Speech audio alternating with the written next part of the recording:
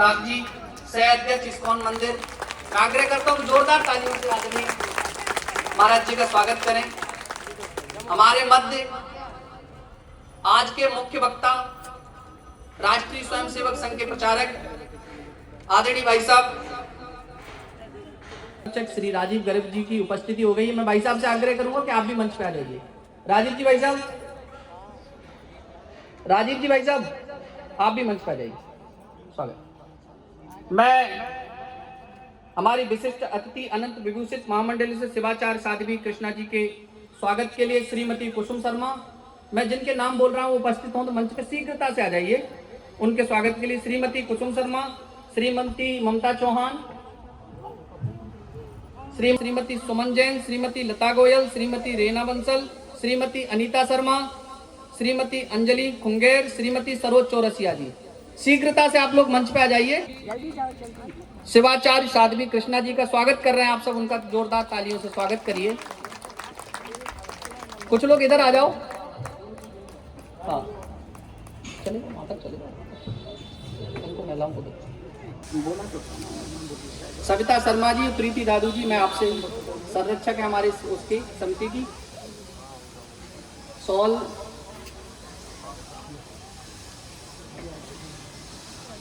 और खड़क दे के दीदी का स्वागत कर रहे हैं। जोरदार तालियों से आप सब स्वागत करते रहिए उनका। उनको ये कृपाण भेंट की जा रही है, ये तेग भेंट की जा रही है, जो हमारी शक्ति का प्रदर्शन भी है। जोरदार तालियों से दीदी का स्वागत करें। इधर देखिए मैडम, इधर मैं से मंच की तरफ आ जाइए। कार्यक्रम की गरिमा बनी रहे, समय की बचत हो। श्री जुगल किशोर गुप्ता जी, श्री विशन सोलंकी जी, श्री बीबी वलेचा जी, श्री मनीष अग्रवाल जी, श्री एसी शर्मा जी, श्री एससी शर्मा जी, संरक्षक जी से मंच की तरफ आ जाइए। नरेश बंसल जी, जोरदार तालियों से स्वागत करिए आप। हमारे अतिथियों का स्वागत हो रहा है और आपके हाथ शांत बैठे हुए बिल्कुल अच्छी बात नहीं लग रही मुझे। ये हमारे अतिथि अपने अमूल्य समय में से समय निकाल के हम सबके मध्य उपस्थित हुए हैं, तो हमारा कर्तव्य बनता है कि उनको जोरदार करतल ध्वनि से स्वागत करें। उनको साल, माल्यार्पण और शक्ति का स्वरूप कृपाण भेंट करके उनका स्वागत किया जा रहा है। आदरणीय बंशीधर जी का देखिए सामने मूर्ति श्री मद एसी भक्ति वेदांत स्वामी प्रभुपाद जी के शिष्य हैं। आप श्री हरे कृष्ण मिशन में पिछले 30 साल से अथक प्रयास कर रहे हैं। प्रभु जी जीव जगों में राष्ट्रीय स्वयंसेवक संघ के प्रचारक बने। प्रचारक का अर्थ होता है अपना संपूर्ण जीवन राष्ट्र के लिए समर्पित कर देना। जोरदार तालियों से स्वागत करिए।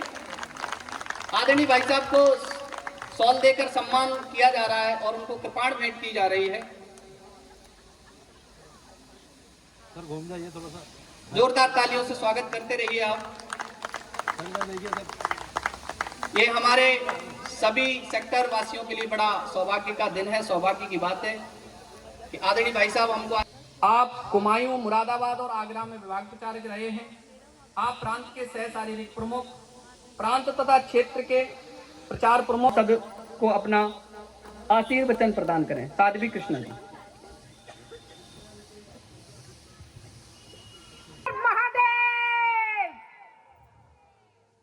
शिवरात्रि है, कल है, तो भोलेनाथ के नाम जिनका आदि अनंत जरूरत क्यों पड़ी। आज 19 फरवरी है 2019 को, जब पुलवामा में हमारे शहीद, हमारे सैनिक जो मारे गए थे, वो दिन हम कैसे भूल सकते हैं। मगर वहीं हमारे देश में कुछ हमारे हिंदू भाई बहन हैं, वो जो है वैलेंटाइन डे बना रहे हैं। आज जिस तरीके से इन्होंने रोज सुबह बाद में स्कूल आता है, आप अपने बच्चों को समझाइए, बेटियों को समझाइए, आप जो है अपने माता पिता की इज्जत है। अगर आप भटकते हो तो कहीं ना कहीं ये सोच लो कि हमारे पूरे खानदान, हमारे वंश के लिए कलंकित हो जाओगे।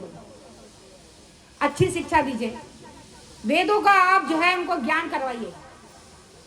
हमारे सनातन धर्म में बहुत खूबसूरती है। हमारा सनातन धर्म कहता है वासुदेव कुटुंबकम, सबको जोड़ने का काम करता है। मगर हमारे ही लोग जो है आपस में एक दूसरे के, ये आगे कैसे बढ़ रहा है, ये आगे कैसे बढ़ रहा है, अरे एक बन जाओ एक। जब लकड़ी का पूरा गट्ठर एक होता है ना, तो उसको तोड़ोगे, कितना भी तोड़ोगे नहीं टूटेगा। जिस दिन बिखर जाओगे तुम्हें हर कोई तोड़ेगा। और उसके बाद जो है साल भर के 2 त्योहार जिसमें छाती पीट पीट के हाय हुसैन हम ना रहे, ऐसे में चले जाते हैं, कोई कहाँ चले जाते हैं। क्यों जाते हो भाई? अरे हम दूसरे धर्म की बुराई नहीं कर रहे। देखिए सिंदूर ऑपरेशन हुआ था, उसमें 2 थी, एक तो मुस्लिम थी और एक हमारी हिंदू थी। दोनों महिलाओं ने कितना अपना जो है प्रदर्शन अच्छा करा, हमारे देश के लिए करा। तो मैं उनको तारीफ भी करती हूँ कि ऐसी महिलाओं को हमारे देश में होना चाहिए, हमारी बेटियों को ऐसा होना चाहिए। ये तलवार हमारी दिखाने के लिए नहीं दी है, वक्त आने पे निकालने के लिए दी है। अपनी बेटियों को सूरज की रोशनी की तरीके से बनाइए, कोई सामने वाला देखे तो आंखें जो है उसकी चौंधा जाए, इतनी चमक होनी चाहिए। शिक्षा, स्वास्थ्य, अगर ये हमारी सरकार एक और ये फ्री कर दे। राशन मत दो, मैं सीधी बात, राशन मत दो इनको। जो है पढ़ाई के लिए मैं कहूँगी हमारी सरकार जो है इनके पढ़ाई के लिए पूरा ध्यान दे, पढ़ाई अच्छी करे, मेडिकल की सुविधाएं इनको पूरी मिलनी चाहिए। अपने आप कमाओ और अपने धर्म को आगे बढ़ाओ। अपने धर्म में अपनी कमाई का आगे बढ़ाओगे तभी हमारा सनातन धर्म एक होगा। अन्यथा एक दूसरे के चक्कर में अरे ये तो वो करा रहा है, उसका सम्मान हो रहा है। नहीं, सम्मान पहले हम यहाँ पर हैं, आपकी बदौलत है, वरना हमारा कोई सम्मान नहीं। आप हो तो हम हैं, और आप ही लोग अगर एक साथ नहीं आओगे तो यहाँ आना हमारा व्यर्थ हो जाता है। हम उनकी मेहनत को देखते हैं जो सुबह उठकर लोगों को जगाने का काम करते हैं, प्रभात फेरी करते हैं, तो हमें लगता है उनको कितनी, हम सबसे ज्यादा तो उनको लगता है कि हमने जितनी मेहनत करी क्या लोग जगे नहीं, कौन सी नींद में सोए हो। भाग रहे हैं मेढक इधर से उधर, पकड़ पकड़ के लाना पड़ता है हर हिंदुओं को कि नहीं अपने धर्म में, अपने इस कुएं में आओ, हिंदू धर्म के इस कुएं में आओ, एकत्र हो जाओ, अन्यथा जो है तुम्हारे साथ बहुत बुरा होगा। 1925 में नागपुर से जो संघ, श्री राम का हम नाम लेते हैं, क्या हम भगवान श्री राम के पद चिन्हों पे चलते हैं? मर्यादा पुरुषोत्तम भगवान श्री राम के पद चिन्हों पे। मर्यादा पुरुषोत्तम किस लिए कहा गया? क्योंकि वो मर्यादा में रहकर सारे कार्य करते थे, अपने भाइयों को एकत्र करके रखते हैं। आज भाई भाई का टांग खींचता है। ये सारे जितनी भी जमीन जायदाद है ना, सब यहीं रह जाएगा, सिवाय कर्म के और कुछ नहीं जाएगा। आप अपने परिवार को एकत्र करिए। वासुदेव कुटुंबकम की बात कर रहे हैं, साथ ही हम कहेंगे कि अपने परिवार में कुटुंब प्रबोधन का जैसे हम बात करते हैं, एक साथ बैठिए, अपने बच्चों के साथ बैठिए। इससे क्या आपके बच्चों इसको आज बहुत अच्छे से सेलिब्रेट करें। जय जय श्री राम, जय जय श्री राम, वंदे। जोरदार ताली से, करतल ध्वनि से आदरणीय दीदी का स्वागत करें।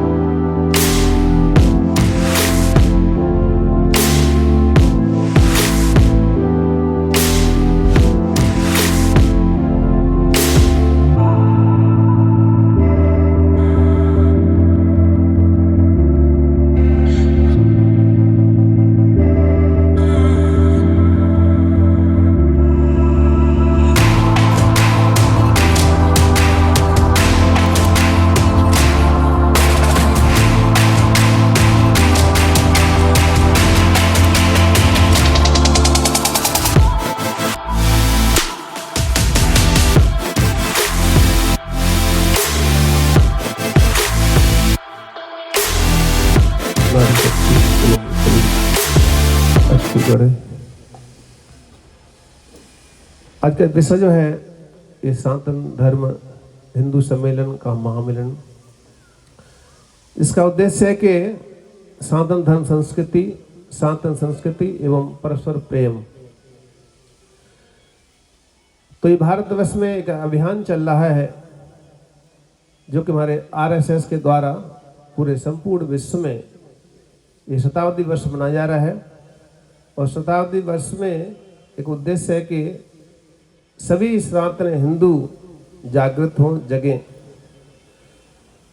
तो भाइयों, सभी लोग आज हम सब प्रयासरत हैं और प्रयास किया है ये हिंदू जगाने का। लगभग 3 दिन से हमारे इस कार्यक्रम के जो अधिकारीगण हैं और हमारे प्रचार प्रसार करते हैं, सनातन धर्म जगाते हैं, गली गलियों में घूमते हैं, सनातन धर्म को जगाते हैं।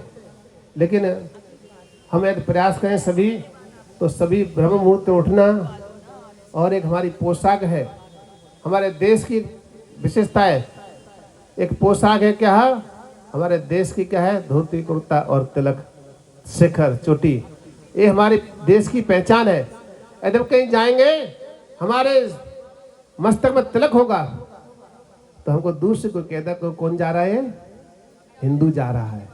तिलक नहीं लगा हुआ तो क्या कहेंगे उसको, है क्या बताना पड़ेगा कि हमारे राम और कृष्ण क्या हैं, हमारे राम है, हमारे जो आचार्य कैसे हुए हैं, स्वामी विवेकानंद ने कितने कार्य किए हैं, उनके बारे में बताना होगा।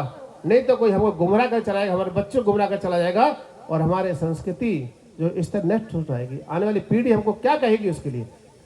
इसलिए आप सबसे अनुरोध करता हूँ, इन ग्रंथों को अपने घर में रखिए, संस्कार दीजिए, हैं, अपने बच्चों के लिए, अपने मित्रों के लिए, अपने सगे संबंधियों के लिए, जहां भी जाते हो।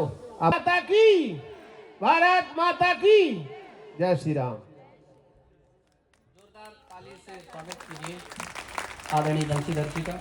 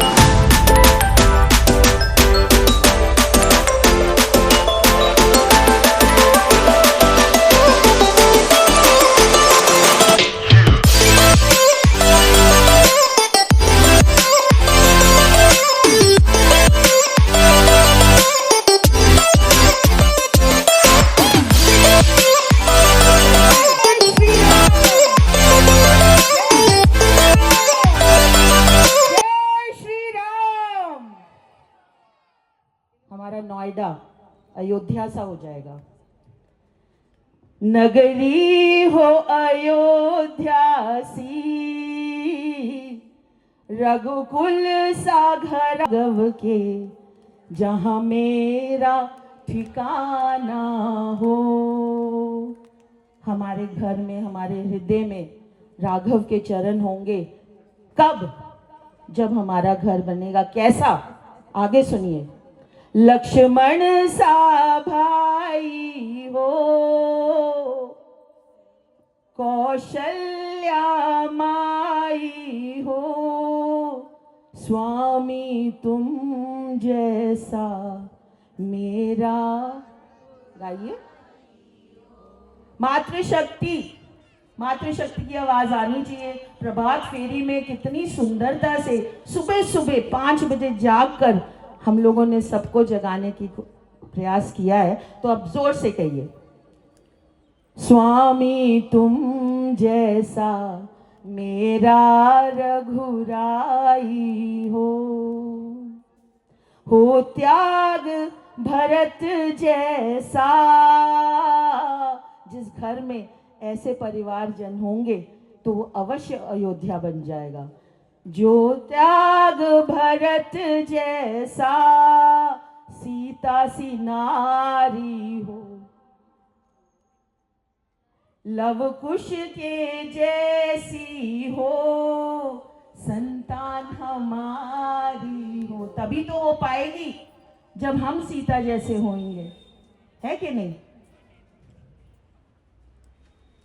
श्रद्धा से श्रद्धा हो श्रवण जैसी, शबरी सी भक्ति हो। अपने घर में एक छोटा सा मंदिर बनाइए। घर तो मंदिर है ही, पर ठाकुर जी की भी सेवा कीजिए, राम जी की सेवा कीजिए।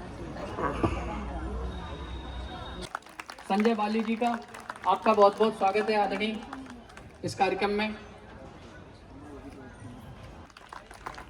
श्री मूलचंद आवाना जी, श्री महेंद्र कटारिया जी, राजीव गर्ग जी, रामनिवास बंसल जी, पवन जिंदल जी,